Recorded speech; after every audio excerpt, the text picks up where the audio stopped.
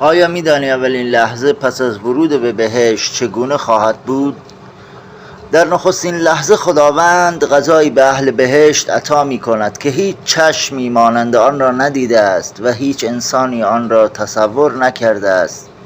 سپس عزیزانی را که در دنیا از دست داده ایم دوباره ملاقات خواهیم کرد. آنها را در آغوش می‌گیریم و گویی هرگز از هم جدا نبوده ایم. بعد از آن در باغ‌های بی پایان بهشت قدم می‌زنیم، از میوه‌های بی‌نظیری می‌خوریم، از کنار نهرهایی از شیر، عسل و آب زلال عبور می‌کنیم. سپس توفیق دیدار پیامبران الهی را پیدا می‌کنیم، حضرت ابراهیم، حضرت موسی، حضرت عیسی علیهم السلام و در میان آنان پیامبر اکرم صلی الله علیه و آله و سلم. آنگاه ندایی میرسد: ای اهل بهشت، آیا راضی هستید؟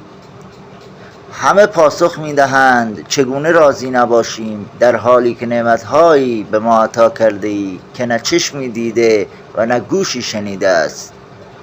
سپس بزرگترین نعمت بهشت فرا میرسد. خداوند پرده را کنار میزند و اهل بهشت به اذن او جمال پروردگار را مشاهده میکنند.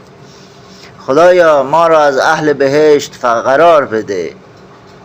اگر تو هم آرزوی بهشت را داری در کامنت بنویس آمین.